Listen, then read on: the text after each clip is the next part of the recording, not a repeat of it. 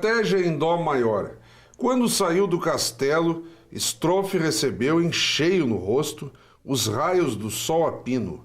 Precisou de alguns minutos, até que seus olhos se acostumassem com aquela inundação de luz. Passou a mão pela testa e baixou a cabeça, para evitar uma tontura. Esse é um dos trechos do romance Scroctfoot, Uma Maçã Atrás da Porta, obra recentemente lançada aqui em Caxias do Sul pela escritora Susana Weber Alves, que nos brinda com a sua presença. É uma honra tê-la conosco. Muito obrigada. Uma honra para mim estar aqui. Esse nomezinho aqui complicado, mas que não me derrubou, hein? Eu ensaiei direitinho aqui o título, Scroctfoot. Não, Scroctfuf. Scroctfuf. Então tá, me derrubou, mas agora então está corrigida, devidamente corrigida. Muito bem. Scroctfuf. Então é um romance baseado no sentido de um reino fantástico, com mágicas. Também temos aí uma dupla de adolescentes com nomes complicadinhos também. E no nosso bate-papo nós vamos entrar em tudo isso para entendermos o porquê dessas nomenclaturas e o que está em jogo aqui. Primeiro eu gostaria, se a senhora me permitisse, o porquê dessas nomenclaturas, por exemplo. Como é que se deu a pesquisa para chegarmos nesses nomes? Nós vamos nos remeter aqui a um Senhor dos Anéis, daqui a pouco um Harry Potter e por aí afora. Esses reinos fantásticos geralmente recorrem a nomes muito peculiares, né? O Scroctfuf ele aconteceu de maneira intuitiva, não houve nem pesquisa. Na verdade, eu acho que eu poderia contar como é que surgiu a ideia do livro todo, pode ser? Claro. Foi em 2010 que eu tive a primeira semente de Scroctfuf. Eu precisaria passar por uma cirurgia de grande porte, uma segunda cirurgia cardíaca, e eu precisaria ficar longe da minha filha, porque ia ser em Porto Alegre, eu moro em Anarrec. E eu via, meu esposo teria que ir comigo, então a minha filha ia ter que ficar com terceiros, com pessoas com quem ela não estava muito acostumada, e ela tinha 10 anos. E eu via a angústia da minha filha tendo que se separar da mamãe e do papai. E aí eu comecei a brincar com ela, que eu sempre gostei muito de brincar. E a primeira semente de Scroctfuf foi no momento em que eu chamei ela e disse assim: vamos inventar um reino onde as borboletas servem o chá. Veio assim a primeira sementinha.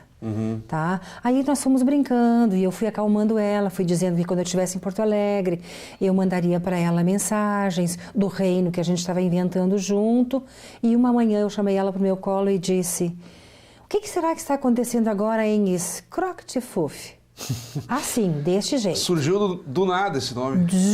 Do nada, do metafísico, do iluminado, da memória, da brincadeira, não sei. Claro. Surgiu assim. E aí surgiu o Scroctfuf.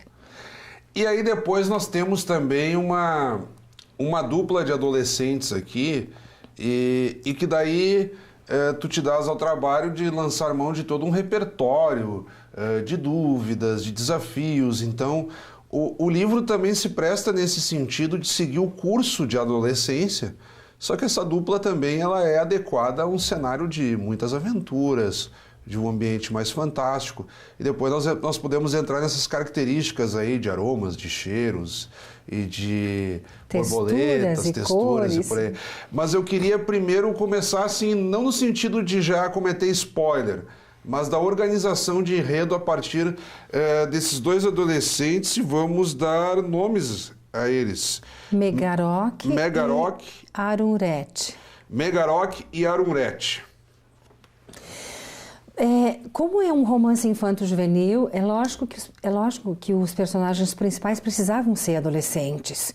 No caso, eles são adolescentes um pouquinho mais velhos. Ela tem quase 16 anos e ele tem quase 18. Mas, e aí, sendo para adolescentes, eu procurei, através do Megarok e da Arunret, deixar que eles expressassem as angústias comuns dos adolescentes. Lógico que num pano de fundo mágico, de um castelo, de um reino que foi inventado. Mas os questionamentos deles vão encontrar eco em qualquer adolescente. E até um pré-adolescente que já tenha bastante leitura, que tenha bastante conhecimento do mundo, também vai ter os questionamentos. Que é o famoso, né? tá? Eu estou colocado num determinado momento, será que é isto que eu quero? É por aqui que eu quero continuar? Meus pais querem que eu faça isto, eu fui criado para isto, mas é isto que eu quero? Seria o questionamento principal, né? E a partir disso eles vão buscando, vão se questionando com os amiguinhos deles, né? A grande amiga do Megarok é uma égua azul, chamada Amora, e os grandes amigos da Arumret, que é a princesa, é uma borboletinha chamada Salil e um vagalume chamado Emu. Então, é com os amigos que eles acabam travando os questionamentos filosóficos naturais da idade. E como é que se deu, por exemplo, o livro ele tem um destaque muito grande à ilustração. Nós temos aqui uma capa de extremo destaque. Aqui, à margem de um cenário com morros, o céu sendo refletido em um lago, creio eu. Estão aqui os dois adolescentes. O contorno aqui das árvores remete quase que a um coração. Tu recorreste a uma dupla extremamente conhecida aqui no cenário de Caxias do Sul. Habilidosíssimos. A Gil e o Doug, que a propósito já estiveram aqui no Café com Letras, eles fizeram uma capa maravilhosa. Tanto, acho que a nossa equipe está pegando aí de diversas maneiras, tanto a frente quanto a parte de trás. E depois, o livro no decorrer, ele não se dá no sentido de ter páginas e páginas de ilustrações. Elas surgem de forma mais discreta, sobretudo compondo nas aberturas dos capítulos. Nós temos aqui, por exemplo, o capítulo 19, Protocolo, Cerimônias e Calos no Cérebro. Um candelabro aqui com as velas. Deixa eu tentar localizar. Aqui tem um critério mais de folhas e frutas. E por aí afora. Como que se deu o entrosamento com eles na composição desse caráter ilustrativo do livro, que já impacta muito pela capa, como eu disse anteriormente? Eu acredito num dito, do infinito, que diz que semelhante atrai semelhante. Eu acredito nisso.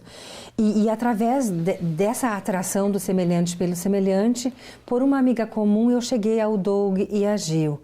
E quando eu os conheci, que eu pude visitar a casa deles, que é um mimo de prazer e arte, e eu pude sentir que eles conseguiriam traduzir na ilustração as coisas que eu sinto como escritora. Embora eu só tenha publicado esse livro, eu tenho muitas coisas produzidas, né, na minha casa, e sempre tive essa vontade de produzir. E aí eu senti pelo trabalho deles, eu consegui pegar algumas coisas, eu consegui ver algumas coisas bem de perto, e aí eu disse, mas é isso que eu quero. E na conversa com eles eu senti a maneira deles entenderem o mundo que era parecida com o que eu entendia, e aí aconteceu. E eles criaram uma capa que é simplesmente maravilhosa. A capa é impactante. Eu não a enxergo em maiores detalhes, mas eu a sinto através das coisas que as pessoas dizem. Que linda essa capa! Olha como é isso! Olha como tem aquilo! Eu tentei descrever aqui de uma forma mais sintética, né? E eles são maravilhosos, assim. E o que eu gostei muito, assim, a seriedade no trabalho. Né? Para eles pegarem o meu trabalho, eles foram bem honestos. Não temos tempo em tal momento, só poderemos a partir de tanto, e a partir de tanto, então, puderam e assumiram. Foram sérios no trabalho, além de extremamente talentosos e amorosos. Claro. Um fator que tu começas a contar no decorrer da tua descrição, a dificuldade de enxergar, né? Tu não chegas a ser totalmente cega, mas tens uma visão reduzidíssima. Baixa visão, como se diz, né? Então precisa ou enxergar de muito perto ou contar então com o esforço descritivo de quem te cerca, né? Exatamente. Para se apropriar de detalhes como a cor, como a própria ilustração, teclados adaptados para o próprio exercício da escrita. E o livro se tornou, e não é questão de bordão, ele é um livro muito sensitivo.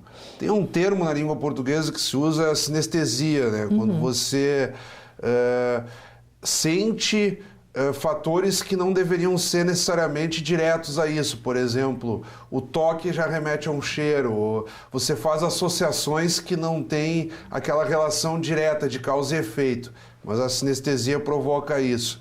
Eu imagino que aqui também haja um exercício teu nesse sentido, né? Eu sou naturalmente sinestésica, mas independente da minha dificuldade de enxergar. Eu deixei de enxergar... O último livro que eu li de olho mesmo foi em 2012, né? Até então eu fazia as coisas como normalmente as pessoas fazem. Mas eu sempre fui sinestésica, desde criança. Eu escuto as coisas e aquele som tem um cheiro. Eu falo uma coisa e aquela palavra, ela tem uma cor. Por natureza, eu sou sinestésica, né? E então, lógico... Provavelmente a minha falta de visão pode ter aumentado isso, pode ter maximizado um pouquinho, mas por natureza eu sou sinestésica. As coisas me remetem assim a mundos muito intensos de cor, sabor, cheiro, textura, sabe? O livro remete muito a isso. Por exemplo, o trecho que eu li de abertura para a nossa entrevista, ele chega a ser uma provocação até a ti mesma.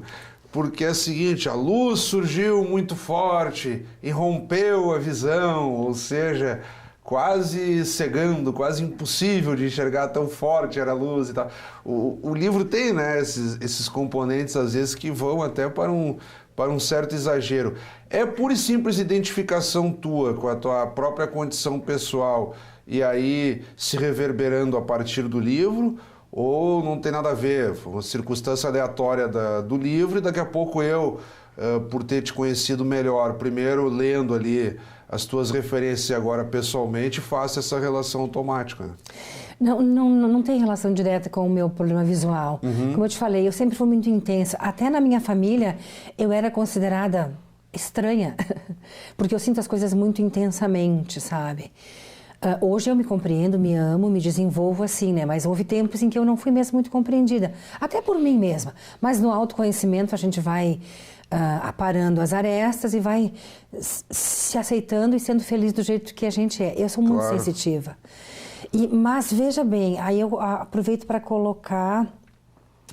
Eu trabalho no Instituto da Audiovisão, que é o INAVE, que foi que me reciclou, foram lá que as pessoas me ensinaram, foi lá que as pessoas me ensinaram a computação para cegos, a lidar com o celular com talkback, a mexer com a minha bengala na rua, a me virar dentro dos ambientes.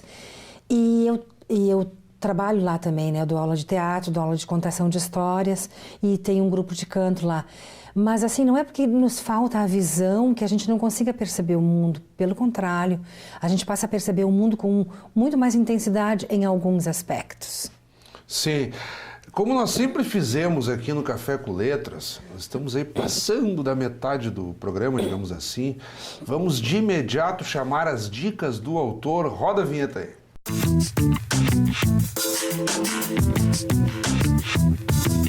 Nas dicas do autor, aqui recebendo a escritora Susana Weber Alves com Scrocktfuff, agora acertei a nomenclatura, uma maçã atrás da porta. Nós vamos dar exatamente um tempo na abordagem dessa obra. E eu vou te pedir então, Susana, que de forma breve compartilhes com quem está nos acompanhando dicas de leitura. Podem ser clássicos, autores desconhecidos, o que tu entendes que o pessoal tem que correr atrás e ler também. É contigo. Então, vou começar por um autor brasileiro que eu amo muito e a quem eu dediquei um pedacinho ali na dedicatória, que é o José Mauro de Vasconcelos. Ele não é estudado nas escolas, ele não é muito considerado assim pela didática, vamos dizer assim, mas para mim ele fez toda a diferença. Desde menina eu me vejo em contato com José Mauro de Vasconcelos, primeiro com Meu Pé de Laranja Lima, que é o mais conhecido, mas eu já passei por toda a obra dele. E o que me chama a atenção é como ele mexe com os sentimentos, de maneira profundíssima. Então eu ofereci a ele, leiam José Mauro de Vasconcelos, que ele mexe lá no coração da gente. Eu tenho grande paixão por Lígia Fagundes Telles, tá? Ali também toda a obra dela. Para mim ela é uma mestra em contos, mas o romance dela, As Meninas, foi o meu de cabeceira na época de adolescência. maravilhoso. Os clássicos a gente sempre indica, só que clássicos eu acho que as pessoas têm que se sentir inclinadas a ler para depois não sentir aversão em função de pegar uma coisa que ele não compreende historicamente. Claro. Né? Mas ler sempre. E a minha grande descoberta, depois que eu perdi a visão, não é um autor brasileiro, posso mencionar? Claro. Stephen King. Eu não tinha lido absolutamente nada de Stephen King quando eu enxergava, porque eu tinha medo sem saber o que é que era. Quando eu perdi a visão, eu passei a ouvir tudo que eu encontrava. Claro. E eu comecei a encontrar também livros de Stephen King. Atualmente eu posso te dizer que dos romances dele, ele escreveu mais de 50, eu com certeza estou perto de ter ouvido praticamente todos. Tens usado o recurso da audiodescrição?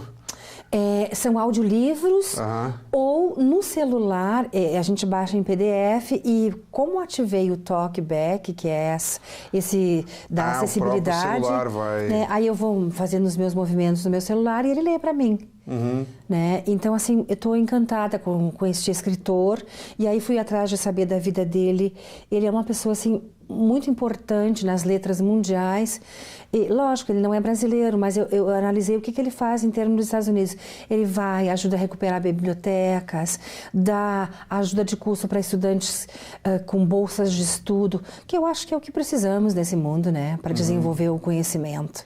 Ou seja, o aspecto humano não fica só... quem é o autor, o sujeito lê o nome, a obra e acabou. Não, tu foste atrás também de entender quem é essa pessoa. Mas retomando ao foco do nosso programa, Scroctefuf, uma maçã atrás da porta, nós temos também aquelas características específicas de organização de um reino. O livro se propõe a isso. E há um detalhe, por exemplo, quando a rainha vai nascer com quase como uma tatuagem, ou aquelas marcas, sinais de nascença, o rei a mesma coisa.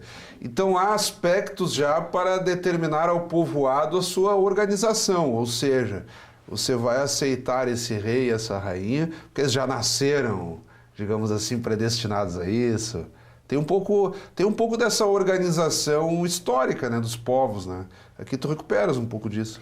Quando o Scroctefuf foi se montando na minha cabeça, eu queria elementos mágicos. Só que eu também tinha bem claro que eu não queria revisitar aquilo que já foi usado bastante, como, por exemplo, feiticeiras, fadas, bruxinhos e varinhas de condão. Não por não gostar, pelo contrário. Mas eu acho que com relação a isso, Harry Potter ainda tem muito que ser estudado e já fez tanto por isso. Eu queria outra linha de raciocínio na magia. Para não se tornar mais do mesmo, né? Mas não porque eu não acho interessante, claro. Porque eu acho que ele é tão bom, por exemplo, os bruxinhos, que nós sempre poderemos explorar. Mas eu queria diferente. E eu sempre tive uma paixão desesperada por insetos. Não aqueles que picam a gente, os mosquitos e tal. Mas assim, eu sempre analisei no tempo que eu enxergava as cores dos insetos. Porque eu acho assim que todos os bons estilistas do mundo têm que se basear nos insetos porque as cores deles são maravilhosas. Eu vi joaninhas de cores lindíssimas, eu vi borboletas maravilhosas e assim foi indo. E cigarras e libélulas. Aí eu desenhava quando eu conseguia escrever, então eu costumava desenhar muito insetos. E aí veio essa ideia de que num reino os insetos eles têm a mesma importância que os seres humanos, eles falam, eles agem e reagem como os seres humanos. Eles têm protagonismo aqui, né? Sim, a Adala, que é a borboleta principal, ela é assim uma espécie de conhecedora das coisas do reino, além de ser responsável pelos jardins e tal. E os seres humanos, eles nascem com marcas nos pés. Os seres comuns nascem com morangos, né, os que são os da plebe, como a gente diz. O futuro rei vai nascer com um mirtilo desenhado na planta de seu pé direito e a futura rainha com uma amora desenhada na planta de seu pé esquerdo. Só que, lógico, aí começam as confusões em funções de que nem sempre eles nascem dentro da família real, às vezes eles nascem na plebe. E aí tem que ser encontrados e tal, tem que ser descobertos e tal. E aí começa a trama. Mas a magia se dá por conta dos insetos e esses aspectos. E como é um reino bastante natural, então as plantações de morangos, mirtilos, cerejas, tomatinho cereja e outras plantações são muito importantes para a questão do sabor, do cheiro, do aspecto físico, que eles são muito bonitos, eles são muito coloridos, né? Claro. E aí tem esse jogo com os insetos, então. E um fator que eu gostaria de te perguntar, e tentando dar um desfecho, tu abriste na tua primeira intervenção, ou segunda intervenção aqui no programa, tu colocaste, eu estava numa situação com a minha filha no hospital e precisava criar um ambiente que ela se sentisse mais confortável, e começou a idealização, então, desse reino aqui que serve de sustentáculo ao teu romance. Houve um desfecho pessoal no teu contexto familiar relacionado à história, ou ficou só naquilo lá, assim, uma situação de distração, e que daí tu só ampliaste e fizeste o romance? Mas no contexto familiar não teve maiores desdobramentos essa situação do romance? Sim, teve. A minha filha tem 19 anos agora e ela foi a minha primeira crítica. E ela é uma crítica bem ferrenha, do jeito que eu gosto. Sabe? Teve um momento em que eu estava escrevendo, em que ela leu, assim, isso antes, assim, de eu ter terminado, e ela disse assim, mãe, achei isso muito chato, a fulana não faz nada o dia inteiro. Aí eu fui lá e aí depois ela não quis mais ler. Então eu fiz uma reformulação enorme no livro. Ela não quis mais ler, eu não consegui mais ela como minha ajudante para ser a crítica e tal. E quando eu aprontei o livro, eu ofereci para ela, eu dediquei para ela. E ela não sabia. Quando ela pegou o livro, eu disse assim, abre ali na dedicatória que ela leu. Para a Laura, a primeira princesa de Scrocty-Fuf. Primeiro ela tomou um susto com a capa, que ela achou maravilhosa. Depois ela leu, ela começou a chorar. Mesmo. Ela me abraçou, me beijou e chorou. Que legal. Eu disse, tu é a minha primeira princesa mesmo. Nós estamos chegando na reta final do programa.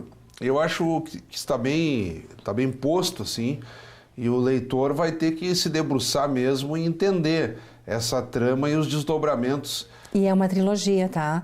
O segundo sai no ano que vem e o terceiro no outro ano. Bom, é nessa linha que eu te perguntaria, é exatamente nisso. O que vem por aí? Tu já estás antecipando, então. O segundo tomo, em continuação a esse aqui, sai ainda este ano? O ano que vem. Ano que vem. Sim. E aí, no ano subsequente, então, aí já estamos falando de 2021, o terceiro. Então, será um por ano. Uhum.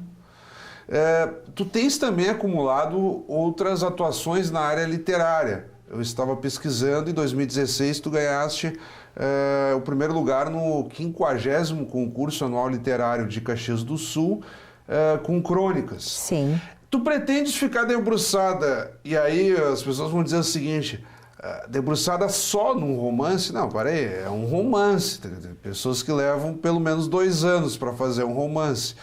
Tu estás aqui te propondo uma trilogia quase que ano a ano, então só isso já seria suficiente para te ocupar bastante. Mas, paralelamente, tem algum projeto, daqui a pouco, crônica, conto, antologias, compondo com outros escritores? Como é que se dará a tua vida literária daqui por diante? Eu tenho muito material pronto já, inclusive uma novela está pronta, e embora o foco agora seja o Scrocty-Fuf, mas a gente esbarra num problema que é o problema financeiro. Custei da edição, né? Porque o Scrocty-Fuf eu me banquei todinha, né? Fiz as economias e tal. O 2 vai ser a mesma coisa, mas agora talvez eu comece a ser conhecida e talvez eu consiga pessoas que resolvam investir, né? Claro. Mas eu tenho muita coisa escrita, tem poesia, tem crônica, tem conto, tem novela, tem literatura infantil e esse infanto-juvenil. Que aí é o teu projeto maior e que terá uma longa sequência ainda, né? Nós estamos falando de pelo menos mais 2, 3 anos aí de trabalho até fechar tudo, né? Uhum. Então, Suzana, quero te agradecer imensamente. Estamos agora, sim, no minuto final do programa. Quando o entrevistado é bom, o tempo voa, né? Parece que quase nem falamos, mas Obrigada. Foi uma ótima entrevista. Tu ainda tens, digamos assim, alguns segundos aí para uma breve saudação. Muito obrigada para todos os ouvintes, obrigada para vocês que me chamaram, obrigada ao INAVE, que me colocou de volta na ativa com a computação para cegos, e obrigada para todos os meus amigos e meus familiares. A honra foi toda nossa. Acabamos de conversar então com a escritora Susana Weber Alves, ela que nos brindou com seu mais recente romance, Scrockt-Fuf, Uma Maçã Atrás da Porta, dica de leitura do Café com Letras dessa semana. Como sempre, também convidamos a todos que continuem acompanhando a nossa programação. Até o nosso próximo encontro.